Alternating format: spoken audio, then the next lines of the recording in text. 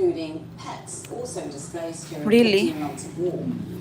We met one woman and her cat, and how she hopes her family, including her furry friend, will see brighter days ahead. يعني هي برضه عارفه التجويع، يعني هم بيقولوا برا حقوق الحيوان وما شفناش لا حقوق انسان ولا حيوان. ياما كثير كمان ناس سابوا حيواناتهم في البيوت لما بسرعه بشكل نظام مفاجئ هيك او بتوقف الحيوانات تبعهم يعني.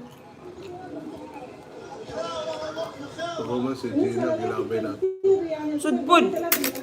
Di mo to pwede buhion kung iringa. Iring mong god, bitog dili mo kaon. Mga pinakadlaw. Okay ra. Pero, hindi pala tayo. Uy? Bless the food, God, and thank you for the grace of Jesus' day. Amen.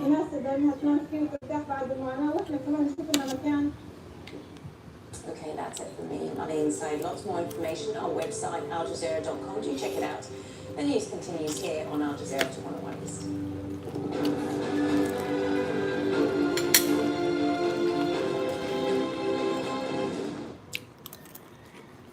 This is Yodoshino. It's Japan's biggest women's prison.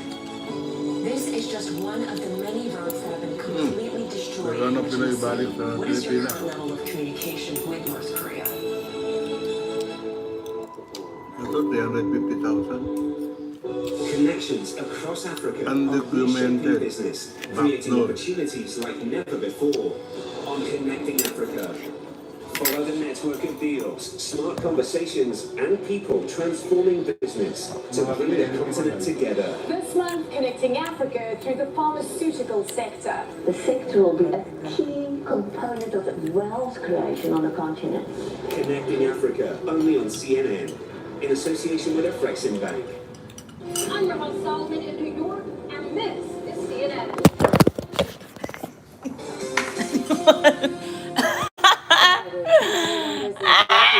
Gathered to mark 80 years since the liberation of Auschwitz, the notorious Nazi concentration camp. Ana na lang. Over 1 million people were murdered there between 1940 and 1945. And with the recent rise in anti-Semitism, the few survivors who remain are urging the world to never forget. From Auschwitz, Melissa Bell reports. Their numbers dwindling, but their resolve intact. Survivors, supported by their families, making the difficult journey back to Auschwitz-Birkenau, the largest and deadliest of the Nazi camps. At my advanced age, it's really courageous to come back, I must say it.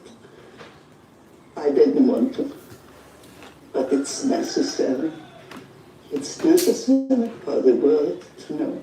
Jonah Lax was just 14 when she was brought by cattle car to Auschwitz. Good morning, with her twin people. sister Miriam and their older sister Chana. Good morning, guys. In 1944. Unit. By then, most of the more than 1 million people who passed through these infamous gates had been sent straight to their deaths in the gas chambers. But Jonah and Miriam say they were spared by the notorious Nazi doctor Joseph Mengele. Hi. Good morning, everyone. An additional Breakfast. twins for his Breakfast. notorious experiments. Were you and Miriam experimented on? We were, of course. The serial number tattooed on her arm may have faded, but the memories of the survivors gathered at Auschwitz on Monday were razor sharp. I held on tightly to my mother's hand in the dark cattle car for countless hours, while the cries and the prayers of 70 desperate women permeated my soul and haunt me to this day. 80 years after the camp's liberation, this may be the last time that the voices of survivors are heard at Auschwitz. Those who lived to see freedom, there were really hardly any, so few, and now there is only a handful left. Bon It will appetit. soon fall to others, academics, Breakfast. monuments and museums, to make sure the enormity of what happened here isn't forgotten. How important is it that the world marks this and understands what happened? Perhaps it would, hopefully, remind the world that human life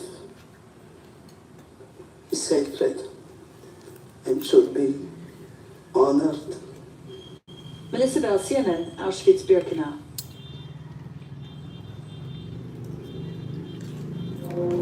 How we connect you with stories from around the globe. We're on the ground to follow the facts. We examine big ideas. We let diverse perspectives flow and ignite conversations that matter most. To bring the world to you. Stay informed, stay connected, stay invested. Our studios in Abu Dhabi. Join me for Connect the World with Becky Anderson. Tonight on CNN.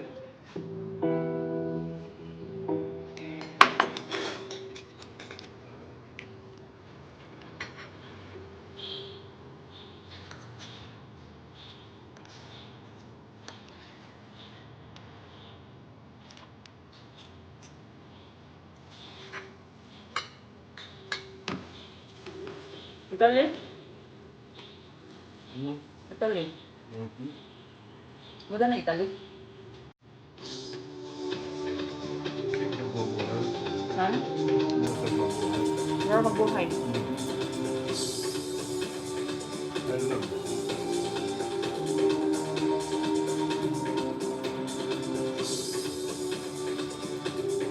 England? Ireland. Ako din sa England. Grabe, France. Oh. Baha? The first time na sa gibaha ba? First time in history.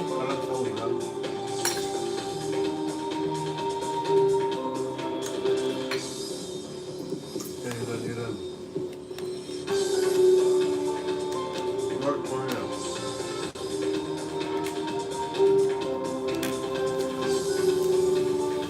Hawa eh. Tropical country naman din no? Hawa. Bugnaw flag? There was another one. That was another controlled explosion. That's one nurse for this whole area here. He's coming here to buy medicine. On the ground, I bring you the most important stories of our time. Now, I share them with you here. A very warm welcome to the show, everyone. I'm Isa Suarez. Isa Suarez tonight, Tuesday through Saturday.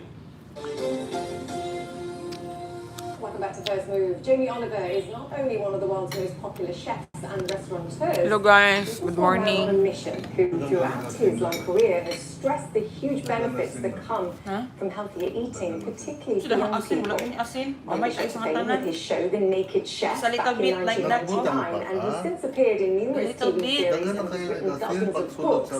His latest book is called Simply Jamie, and it's filled with fast, simple, and nutritious recipes for people on the go. I sit down with him to discuss his passion for food, his lifelong fight for better nutrition, and more accurate food labeling, by the way, too. And as well as his message to President Trump, who, by the way, was President-elect Trump when the interview was recorded. I started by asking him, though, what's more important, price, saving time, or health and well-being? Take a listen. The true answer, generally based around the American and British public, is what they say and what they do are very different things. Yeah. And but the highest priority is convenience. So they talk If you're about clean poor, eating, yeah. but they don't mean it. They talk about health, environment, price. Convenience is first, Yeah, even over price. yeah. The poorest. Even over price today. Completely. Yeah. Like, this is on maths. This is Yeah, not. This yeah. is not No. like a little feeling. This is basket data, which is utterly true. So, Yeah. like, what you'll do is you'll find people that are financially challenged buying things that have been either prepped or cooked for them, and they'll reheat them rather than just buy a potato and make mash. Yeah. You know, so there's a cook would have a logic of going, I'll make mash, it's cheap. But yeah, Hello, certainly guys. from my point of view, all the most exciting things I've Want ever more eaten rice? have come from the poorest communities and communities of duckers and divers. Water? Like the healthiest. I've spent 2.5 years going around the world to the places where people live the most longest and productive lives. Yeah. None of it's fillet steak and foie gras. You know, it's all humble food that you can get in any American supermarket. Obviously, I love food, but it's not just the food or the flavour. It's like, if you can gently make it a part of your life, whoever you are, and whatever lifestyle you've got, like, having that culinary dexterity, physically, like touch, feel, peel, squash, bash, grill, you know, or just understanding sweet, sour, salty, bitter, or knowing different veggies and being frightened of them. A lot of kids are frightened of vegetables because they've never seen them. Kids ain't genetically born to eat nuggets, pizza and burger, which is what they'll preface to. Like, it's called marketing. Marketing ain't charity, marketing works. Jamie the educator is coming out, and someone that cares about nutrition, who I think over the years has made that very clear, that believes, I think, that cooking is a life skill. Honestly, like, getting kids to see where food comes from, grow stuff, and how it affects their body when they eat it is magical. And yeah, so I just kind of think like, modern day life kind of accelerates in this direction. The Uberization of food and choices and convenience and the gamification of that is really interesting. But actually, if you really look at it, and if we're all really honest, like, teachers in elementary schools see your kids more than the parents. For sure, most of the time. And everyone's invested in the system of school. So as far as your bang for your buck is concerned, like, supporting teachers, loving them more, having a bit more clarity on that. And instead of looking at healthcare and saying, oh, it's just a healthcare problem, it's also an education problem. There's so much to do at school. Are you going to speak to the president-elect? I feel like there's an opportunity here for a bigger discussion. Oh, I would love to, yeah, if I had a chance. I wasn't under the impression that health and nutrition was going to be a big priority, but we all know it should be. But I mean, listen, from my point of view, I was 100% about... Quick message to... To Mr. Donald Trump. To Donald, first in terms of... Mr. Trump, Mr. Oliver as well. Now, I would say, if you truly are looking for a happier, healthier, more productive America, which is going to thrive and be innovative and cost less in healthcare, genuinely, and have less chaos amongst communities, we need to get our kids closer to the mud and food and where it comes from and how it affects their body. You know, getting food right in schools, you know, teaching kids how to cook 10 recipes to save their life will save you more money than you could ever dream. I've actually got research that can prove that even for free school lunches, you know, you can save billions over a 10-year period. Yeah. So, but it was the last line that didn't quite sell it. It's over a 10-year period. Everyone wants stuff to happen in 3 to 4 years. So I think we have to start doing stuff. And so joining the dots is really like getting the Daily Mile in schools, getting kids to move, teaching every child when they leave school at 16, 10 recipes to save their life, being truthful about labelling and front of pack labelling. Don't allow American food producers to lie. Your connecting dots will make enemies. Just don't lie. No, I don't think so. I think it's truth, transparency, and don't lie. America's perfectly capable to make incredible things. It has some of the best farmers in the world in this country, and it has a lot of technology and capacity, but it is still the Wild West, and truth is a currency that's still in fairly low supply. It's really interesting because we've just come out of an election in both of our countries. The most powerful vote we all have is where we spend our dollar. And after paying for our mortgage, the second biggest place that most of us spend our money is our home and food. So, you know, if truth is on the packaging of food, guess what happens? You know, people aren't as stupid as everyone keeps saying. Like, if you give people good, clear information, often, not always, but often, they make good choices. So I think just having that truth just helps the good guys to win more. If they win more, they grow more. And if they grow more, like, just everything just gets a little bit better. And this obsession for using weird chemicals or additives or the strange stuff that ends up being carcinogenic or causing respiratory disease. You know what I mean? Like, all this weirdness that happens in the food industry, you know, particularly in America. Sorry to be rude. I'm not being rude, though. It's just the truth. Like, you know, it's, I think loads of people want answers too. I think, when you it's I like good to hear people want answers to understand what they're eating. the public don't want to lie to you. My interview with Jamie Oliver continues after the break. The gregarious gourmet gives us thoughts on fame and the importance of luck in one's career. Plus, a lot of Aside his sa life vegetable is and pro-rock gulay.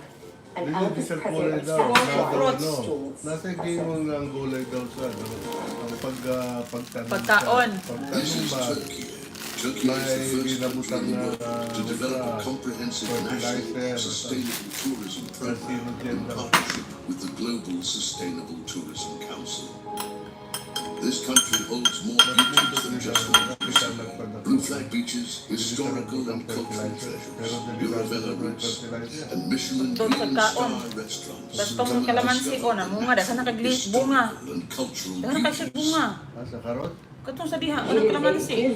Tingala ko nang matay mo nang rata. This is One World. The world's top headlines with some of the world's biggest players. Stories that captivate from two unique perspectives. Zayn Asher and Biana Golodriga use their extensive experience to cover global news with passion and intellect. The Houthi rebels are bound to respond. What does that mean for wider escalation? Do you think that this case brought by South Africa was warranted? One World with Zayn Asher and Biana Golodriga, Tuesday through Saturday on CNN.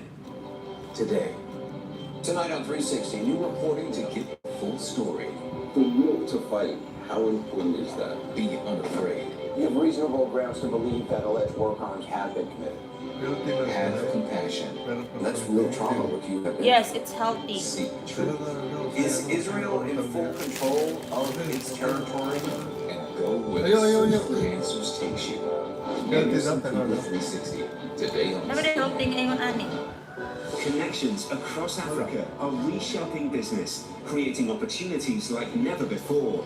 On Connecting Africa, network deals, smart conversations, and people transforming business to bring the continent together. This month, connecting Africa through the pharmaceutical sector. The sector will be a key component of wealth creation on the continent. Connecting Africa, only on CNN, in association with Afrexim Bank. Welcome back to more of our special first interview with Jamie Oliver. In part 2 of our chat, the celebrated chef talks about the pressures of fame, his amorous advice for Valentine's Day coming up. Hello, plus guys. the secret sauce that's kept him going all Red. these years, his beloved wife, Jules. Listen in. My career only started through a bit of luck. I wasn't even supposed to tayo, work let's the night eat. that I got seen in the background of someone else's documentary. I wasn't even supposed to be on TV. Sliced bread, so red. the fact that I, you know, Best can of work small. with cameramen, editors, tell stories, and if it's an important story, the public get upset about it and get passionate about it, and then have a campaign where they can do something or vote for something or press a button on something which forces change. It's beautiful because I think everyone feels very disempowered with, does my voice count? Does my dollar count? And my answer would be yes. I don't think your career is about luck. Yeah, they all say that, but I don't know. You know, there's some pretty profound sliding doors moments for me that meant I would never be in that ether. And that, how could those things have happened if, you know, I don't know. People say I should have ended up on TV, but I... Advice to people watching today, whether it's to be a chef or to be on TV or